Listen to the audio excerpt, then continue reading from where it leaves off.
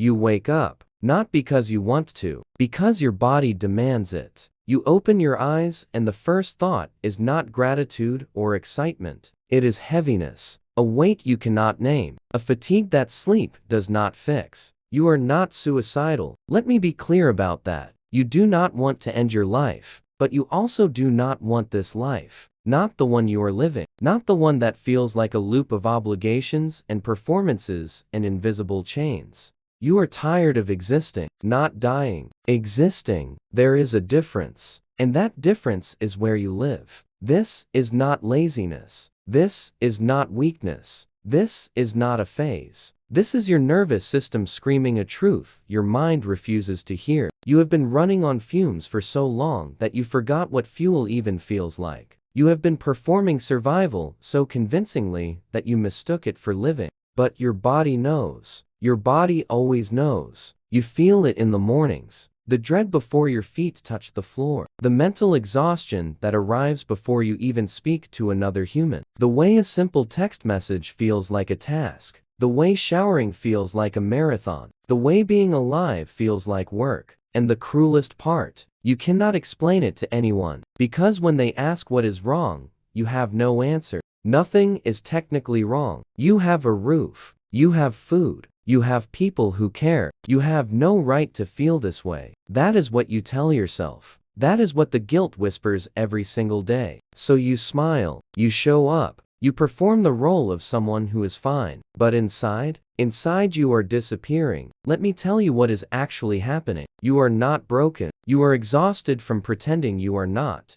You are not depressed in the clinical, diagnosable sense. You are depleted. There is a difference. Depression is an illness. Depletion is a response, a biological consequence of living in a way that does not honor who you actually are. You have been wearing a mask for so long that you forgot your face underneath. The mask is competence. The mask is agreeability. The mask is strength. The mask is independence. The mask is whatever role you were assigned in childhood and never questioned. And now, the mask weighs more than your body can carry. This is what psychologists call existential fatigue. It is the bone-deep exhaustion that comes from living a life you did not choose, from performing a version of yourself that was built for survival, not authenticity. You were not born tired. You were born curious, playful, open, alive. But somewhere along the way, you learned that being yourself was not safe, not effective, not enough. So you adapted. You became what others needed. You became useful. You became small. You became quiet. You became whatever kept the peace. And it worked. For a while. But adaptation has a cost. And that cost is energy. Your energy. The energy you were supposed to use to build a life. The energy you were supposed to use to dream, to create, to become. Instead, you spent it all on survival. And now, there is nothing left. Here's the part no one tells you. Your fatigue is not random. It is not a chemical imbalance. It is not a flaw in your wiring. Your fatigue is information. It is your body telling you that the life you are living does not match the life you were meant to live. It is your nervous system rejecting the performance. It is your soul withdrawing consent. You are tired because you are living in constant conflict. Between who you are and who you think you should be. Between what you want and what you were taught to want. Between your truth and your conditioning. And that conflict, it is killing you. Slowly, quietly, invisibly. This is what Carl Jung called the war between the persona and the self. The persona is the mask, the socially acceptable version of you. The one who says yes when you mean no. The one who smiles when you are breaking. The one who performs competence even when you are drowning. The self is the truth underneath. The one who knows what you actually need. The one who feels what you actually feel. The one who wants what you actually want. And when those two are at war, you do not just feel tired. You feel like you are disappearing. Because you are. Every time you betray yourself to keep the peace, you lose a piece of your vitality. Every time you silence your truth to meet someone else's expectations, you drain your life force. Every time you choose safety over authenticity, you move further away from the person you were meant to become. And your body keeps score. Let me paint the picture more clearly. You are the person who takes care of everyone, who shows up, who does not complain, who handles it, who keeps it together, but no one asks if you are okay. Because you seem fine, you always seem fine, and the truth? You have become so good at seeming fine that you do not even know when you are not anymore. You have numbed yourself, not with substances, with busyness, with productivity, with distractions, with obligations, with the constant noise of a life that never stops demanding. You scroll, you binge, you work, you clean, you plan, you move, anything to avoid the silence, because in the silence, you might actually hear the truth. And the truth is terrifying. The truth is that you do not know who you are anymore. The truth is that you have spent so long being what others needed that you forgot what you needed.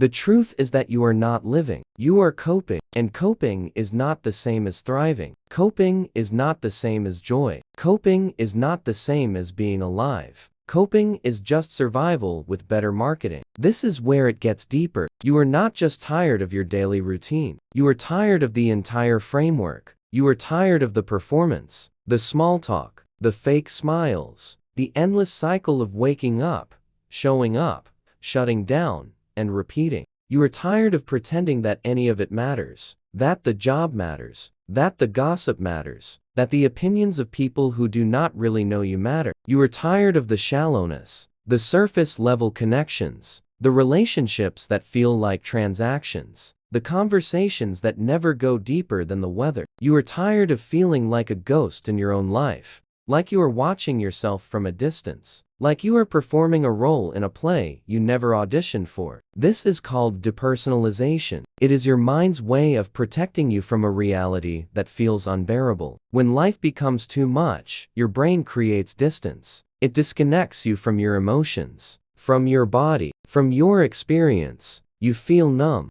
detached, like you are living behind glass. And the scariest part, you start to prefer it. Because feeling nothing is easier than feeling everything. But here is the cost. When you numb the pain, you also numb the joy. When you disconnect from the bad, you also disconnect from the good. When you shut down to survive, you also shut down to live. You become a shell, functional, competent, empty. Now, let me tell you why this started. This did not begin yesterday. This did not begin last year. This began in childhood. You were a child who learned that your feelings were too much, too big, too messy, too inconvenient. Maybe your parents were overwhelmed. Maybe they were emotionally unavailable. Maybe they were dealing with their own pain and had no capacity for yours. So you learned to shrink, to be easy, to not need, to not ask, to not burden. You learned that love was conditional, that it was something you earned through performance, through being good, through being helpful, through being whatever they needed you to be. And that lesson, it became your blueprint for life. You became the person who does not need, the person who handles it, the person who is fine.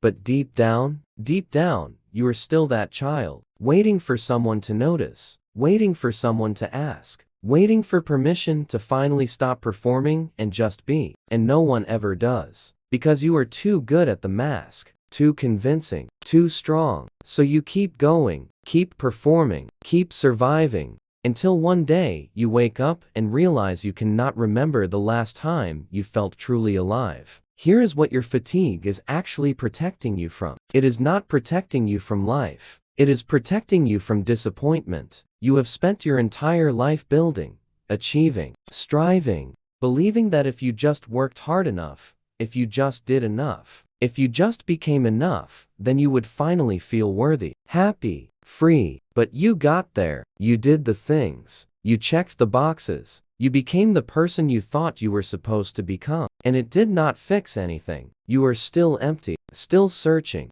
still waiting for the moment when it all finally feels like enough. And that realization, that is devastating. Because if achieving does not bring fulfillment, then what does? If success does not bring peace, then what is the point? If doing everything right still leaves you hollow, then what is left? So your body shuts down, not because it wants to give up, because it does not want to face the truth. The truth that you have been chasing the wrong thing. The truth that the life you built is not the life you wanted. The truth that you sold your soul for a version of success that someone else defined. And now, you are too tired to start over. Too tired to rebuild. Too tired to even imagine what a different life would look like. So you stay. You exist. You go through the motions. But you are not living. You are waiting. Waiting for something to change. Waiting for someone to save you. Waiting for permission to finally choose yourself. Let me give you the framework to understand this. There are 3 layers to existential fatigue. Layer 1,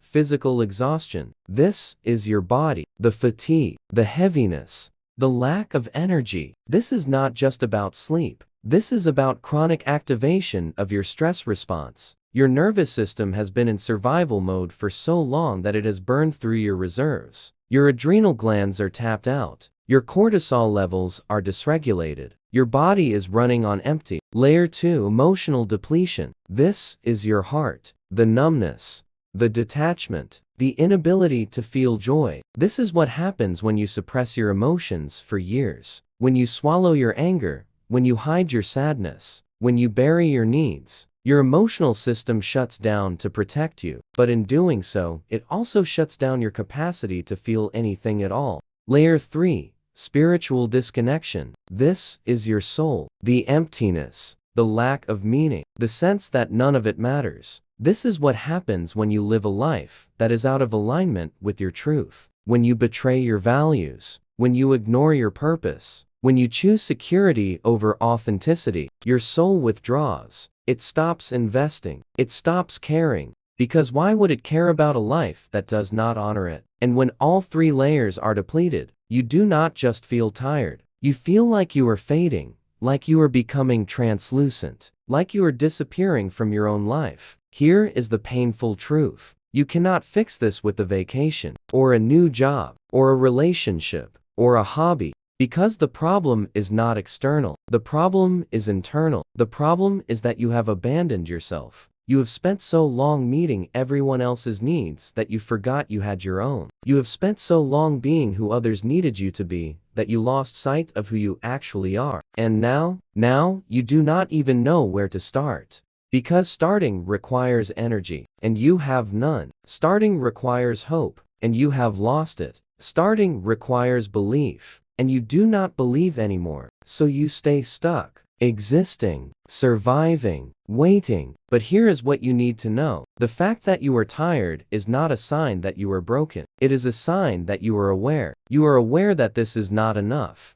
You are aware that there is more. You are aware that you were meant for something deeper, richer, truer. And that awareness, that is the seed of your transformation. Because you cannot change what you cannot see. And you are finally seeing. You are seeing that the mask is suffocating you. You are seeing that the performance is costing you. You are seeing that the life you built is not the life you wanted. And seeing is the first step. Let me tell you what is on the other side of this. Not happiness, not peace, not some fairy tale ending, but aliveness. The kind of aliveness that comes from finally being yourself. The kind of aliveness that comes from honoring your truth. The kind of aliveness that comes from choosing authenticity over approval. It will not be easy. It will be terrifying. It will cost you relationships. It will cost you security. It will cost you the version of yourself that you have been clinging to. But it will give you something you have not felt in years. Freedom. The freedom to say no. The freedom to want what you want. The freedom to feel what you feel. The freedom to stop performing and start living. And that freedom, that is worth the exhaustion. That is worth the fear. That is worth the risk. Because the alternative is this: existing, surviving, slowly disappearing. And you were not born to disappear. You were born to burn, to create, to feel, to live. But you cannot do that from behind the mask. You cannot do that while performing. You cannot do that while running on empty. You have to stop. You have to rest. You have to choose yourself. Not tomorrow. Not when things get easier. Not when you have permission. Now. Here is the paradox no one talks about. The reason you are tired is because you are afraid to live. Not afraid to die. Afraid to live. Because living requires vulnerability. Living requires risk. Living requires showing up as your full, messy, imperfect self. And you have spent your entire life learning that your full self is not safe, not acceptable, not enough. So you hid, you performed, you became who you thought you needed to be. And it worked. You survived. You made it. You are still here. But survival is not living. And you know that now. You know that there is a difference between making it through the day and actually wanting to be in the day. Between existing and thriving. Between breathing and being alive. And that knowing, that is what makes the fatigue so unbearable. Because you cannot unknow it. You cannot go back to ignorance. You cannot pretend that this is enough. You have seen behind the curtain. You have felt the emptiness. You have tasted the disconnection. And now, you have a choice. You can keep going, keep performing, keep surviving, keep disappearing, or you can stop. You can rest. You can rebuild. You can choose yourself. One path is familiar, safe, known. The other is terrifying, uncertain, possible. One is a cage. The other is a door. And you are standing at the threshold. The final realization. You are not tired of life. You are tired of the life you are living. You are not tired of existing. You are tired of existing as someone you are not. You are not tired of being alive. You are tired of being asleep. And the moment you wake up, the moment you choose yourself, the moment you stop performing and start living, that is when the exhaustion will finally make sense. Because it was never weakness. It was never failure. It was never a flaw. It was your soul refusing to settle, your body refusing to lie, your truth refusing to be silenced. It was the most honest thing about you. And now you get to listen, not to the fear, not to the guilt, not to the voices that tell you to stay small, but to the whisper underneath, the one that says you deserve more, the one that says you are capable of more, the one that says you were meant for more. That whisper, that is your life calling you back. And the only question left is this. Are you finally ready to answer? Which truth hit the hardest? The mask you have been wearing? The life you have been performing? Or the realization that your exhaustion was never the problem, but the answer?